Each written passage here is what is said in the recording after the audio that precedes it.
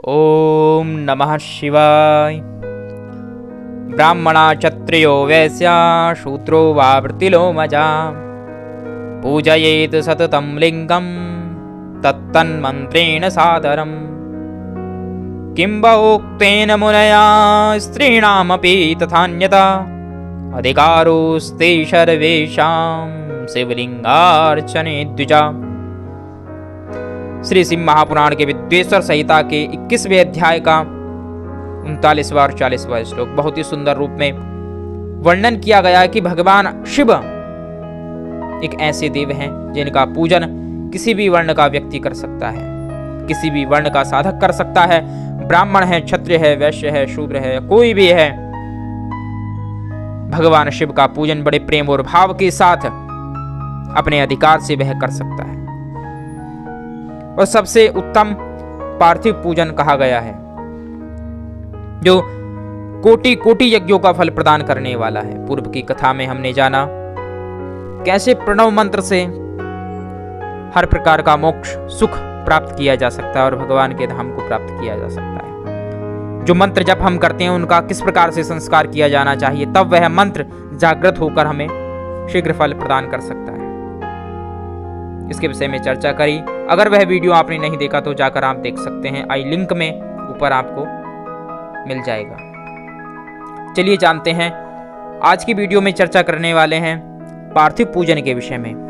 पार्थिव पूजन की बड़ी महिमा कही गई है। साथ ही में जानेंगे शिव पूजन में भगवान शिव का हम पूजन कर रहे हैं तो उनके किस भाग में हमें बैठना चाहिए, अन्यथा पूजा का पूर्ण रूपेण फल हमें प्राप्त नहीं होगा।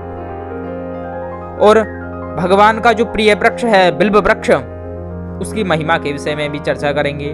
तो चलिए आज की कथा में प्रवेश करते हैं। बोलिए सदाशिव शंकर भगवान की जय हो।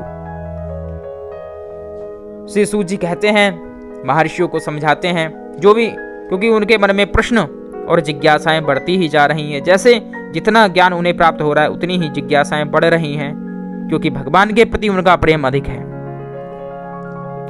तो श्री सूत जी कहते हैं कि हे मुनियों, इस धरातल पर पार्थिव पूजन सभी कष्टों को हर लेने वाला है, कोटि कोटि यज्ञों का फल देने वाला है, भोग और मोक्ष दोनों की प्राप्ति करा देने वाला है। भोग यानी जो भी हमारी इच्छित कामनाएं हैं उनकी प्राप्ति, और मोक्ष यानी भगवान की प्राप्ति, दोनों ही आपको करा देगा केवल पार्थिव पूजन, भगवान शिव का पूजन।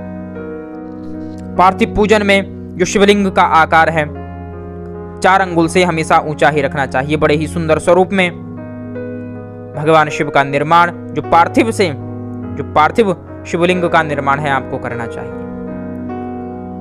बड़े ही सुंदर स्वरूप में जो शिव का परिवार है, भगवान गणेश जी, नंदी जी, कार्तिकेय जी और भगवती उमा को विराजित करके बड़े ही सुंदर स्वरूप से उनका आवाहन स्थापन षोडशोपचार से उनका पूजन करना चाहिए।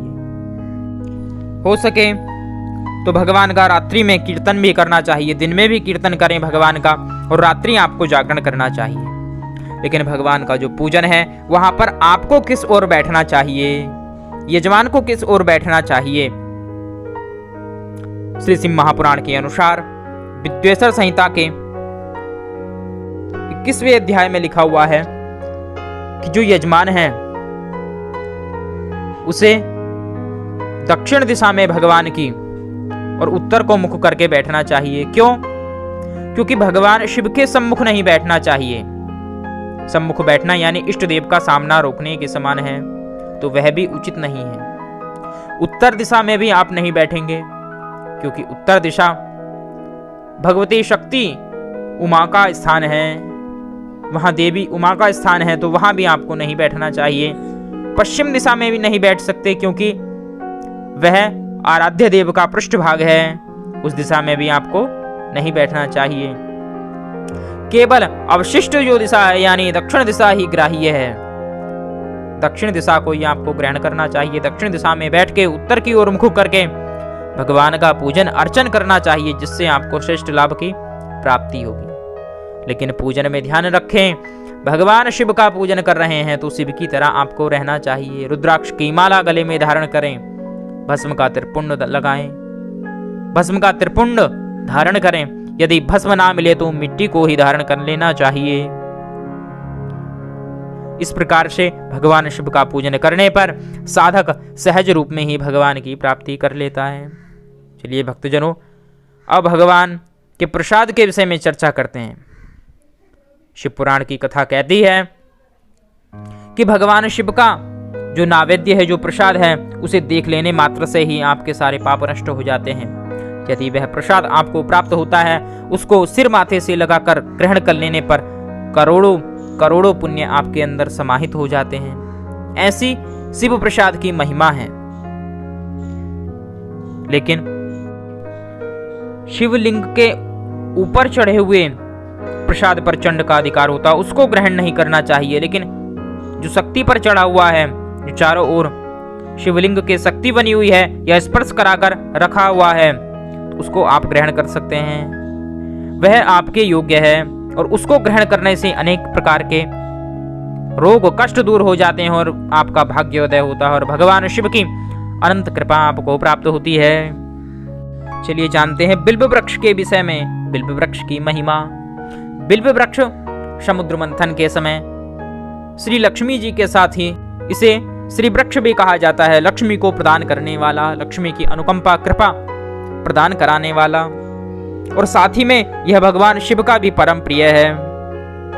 त्रिदलों से युक्त इसकी पत्तियां होती हैं, यानी इसकी एक पत्ती में 3 दल बने हुए होते हैं और वह पूर्ण रूप से भगवान को समर्पित की जाती है।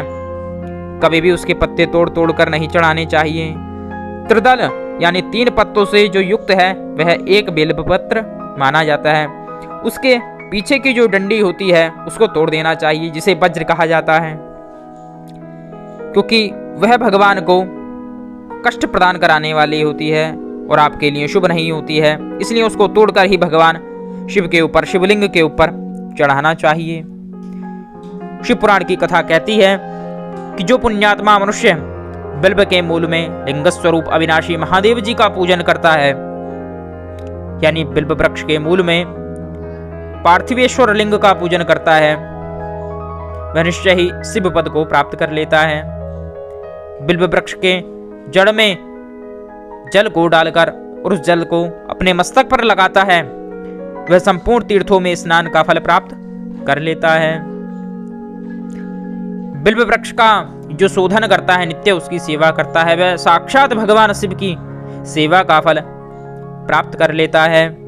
और जो उस बिल्व वृक्ष के पत्रों को लेकर भगवान शिव की आराधना, शिव का अर्चन, पूजन वंदन करता है, वह निश्चय ही शिव पद की, शिवलोक की प्राप्ति करता है।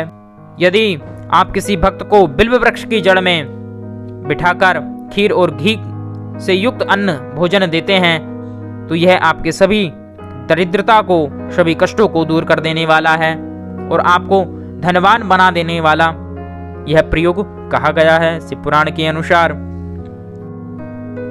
प्रव्रत पुरुषों के लिए बड़े ही सुंदर स्वरूप में हर प्रकार से जो भी भगवान के निमित्त सामग्रियां हैं सभी अर्पित करके सुंदर रूप में भगवान का पूजन करने का विधान है। लेकिन जो निवृत्त मार्ग के उपासक हैं उनके लिए हाथ पर ही शिवलिंग पूजन का विधान है, शिव पूजन का विधान है। जो भी उन्हें भिक्षा में अन्न आदि प्राप्त हो उसी को भगवान को निवेदित करके वह पूजन करें। इससे निश्चय ही भगवान की अनंत कृपा, उस भूतेश्वर की अनंत कृपा प्राप्त होती है, जो आदि गुरु हैं और सभी भक्तों के तारणहार हैं, करुणा के निधान हैं, भगवान सदाशिव हैं। बस उनके सरल सहज पूजन से ही सब कुछ प्राप्त हो जाता है। ऐसे भोले भंडारी बाबा की जय हो।